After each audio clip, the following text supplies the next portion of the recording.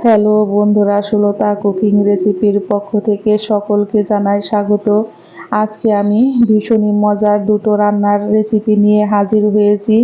খুবই অল্প সময়ে রান্না হয়ে যায়, কিন্তু খেতে হয় দারুণ মজার। আমি এই ভর্তাটা শিখেছি আমার এক চাচির কাছ থেকে। এত যে মজার হয় বন্ধুরা, না খেলে তোমরা কেউ বিশ্বাসই করবে না।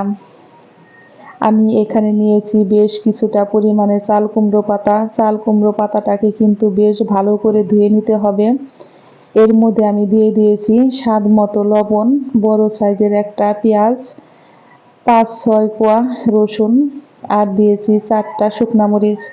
অল্প পরিমাণে জল দিয়ে কিন্তু আমি শাকটাকে বেশ ভালো করে সিদ্ধ করে নিব। বন্ধুরা, আমার এই ভর্তার রেসিপি যদি তোমাদের একটু হলেও ভালো লেগে থাকে, একটা লাইক করবে, কমেন্ট করবে, শেয়ার করবে, এবং যারা আমার নতুন বন্ধু আছো তারা আমাকে একটা সাবস্ক্রাইব করতে ভুলবে না। আমার জলটা কিন্তু শুকিয়ে গেছে। আমি এর মধ্যে একটু সরিষার তেল দিয়ে কিন্তু এই শাকটাকে বেশ ভালো করে ভেজে নিব।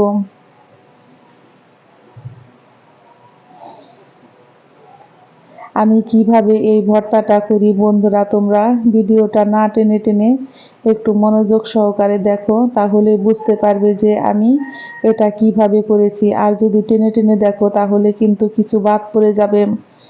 আমি এখন এর মধ্যে দিয়েছি অল্প পরিমাণে একটু কালো জিরে। আর কালো জিরেটাকে কিন্তু আমি এইভাবে একটু ভেজে নিব। অবশ্যই বন্ধুরা, এই পাতার ভর্তাতে একটু কালো জিরে দিবে, তাহলে দেখবে ভর্তাটা খেতে হয় দুর্দান্ত মজার। একবার যদি তোমরা তৈরি করে খাও বন্ধুরা, তাহলে তোমাদের বারবার খেতে মন চাইবে, এতটাই মজার হয়। আমার ভর্তাটা কিন্তু সম্পূর্ণ রেডি হয়ে গেছে। আমি কিন্তু এখন চুলায় থেকে নামিয়ে নিব।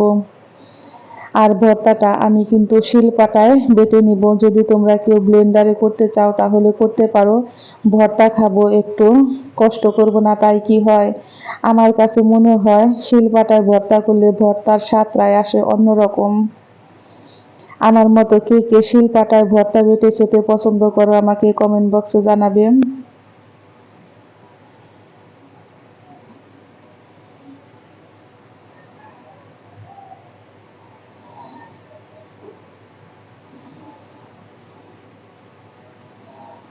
আমি লবণটা দেখে নিব ঠিক আছে কিনা। হ্যাঁ, আমার লবণটা একদম পারফেক্টই আছে, আর লবণ দিতে হবে না।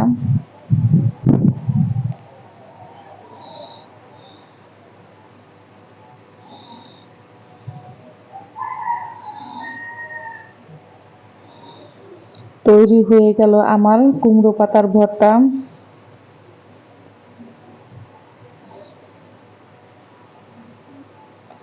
এখন আমি এর মধ্যে অল্প পরিমাণে একটু সরিষার তেল দিয়ে ভর্তাটাকে বেশ ভালো করে মেখে নেব। অবশ্যই বন্ধুরা, একটু সরিষার তেল দিয়ে এইভাবে মেখে নিবে, তাহলে দেখবে যে খেতে হয় দারুণ মজার। আমি এখন ভর্তাটাকে তুলে নিব। গরম গরম ভাত দিয়ে খেতে হয় দারুণ মজা। আমি এখানে বেশ কিছুটা পরিমাণে সেচি শাক নিয়েছি। তোমরা এটাকে কি শাক বলো আমাকে কমেন্ট বক্সে জানাবে। এটা কিন্তু বড় সেচি না, ছোট গোল সেচি। আর এই গুঁড়া মাছ দিয়ে খেতে হয় বন্ধুরা দারুণ মজার। আমার কাছে তো ভীষণই ভালো লাগে। কড়াইতে দিয়েছি তেল, আর মাছটাকে কিন্তু আমি লবণ হলুদ দিয়ে মেখে এখন মাছটাকে বেশ ভালো করে ভেজে নিব।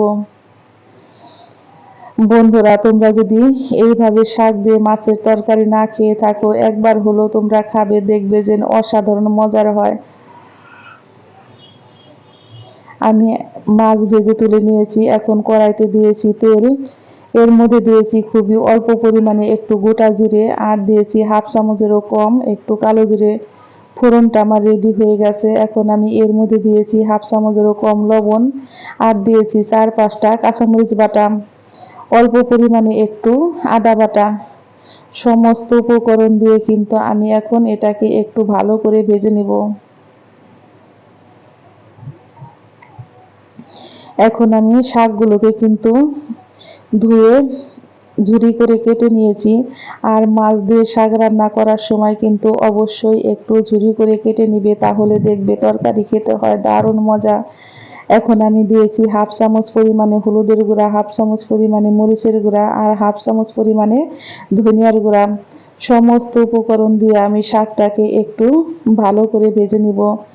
এই শাক কিন্তু খুব বেশি ভাজার প্রয়োজন হয় না, একটু নেড়ে চেড়ে নিলেই হয়ে যায়। আর এই শাকের সেন্টটা যেন হয় এত সুন্দর, না খেলে তোমরা কেউ বিশ্বাসই করবে না, এতটাই মজার। আমার শাকটা কিন্তু ভাজা হয়ে গেছে। এখন আমি এর মধ্যে অল্প পরিমাণে একটু জল দিয়ে তরকারিটা রান্না করে নিব।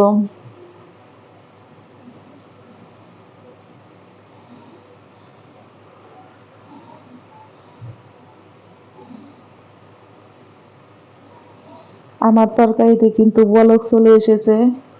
এখন আমি দিয়ে দিব এর মধ্যে ভেজে রাখা মাছগুলো।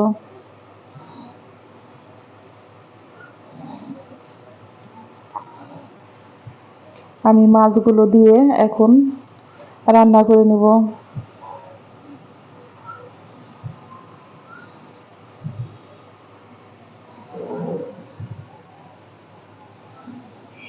আমি এর মধ্যে দিয়ে দিব কালো জিরে বাটা, অল্প পরিমাণে একটু আদা বাটা। আমি কালো জিরে আদা একসঙ্গে বেটে নিয়েছি। শাকের তরকারিতে অবশ্যই কালো জিরে আদা দিলে তরকারিটার স্বাদ হয় অন্যরকম। আর এর মধ্যে আমি দিয়েছি তরকারিটাকে একটু ঘন করার জন্য অল্প পরিমাণে একটু চালের গুঁড়া। চালের গুঁড়াটাকে আমি একটু জল দিয়ে গুলিয়ে নিয়েছি। আমার তরকারিটা কিন্তু একদম রেডি হয়ে গেছে। আমি এখন চুলা থেকে নামিয়ে নিব। দেখতে যেমন সুন্দর হয়েছে, খেতেও হয়েছে দারুণ মজার।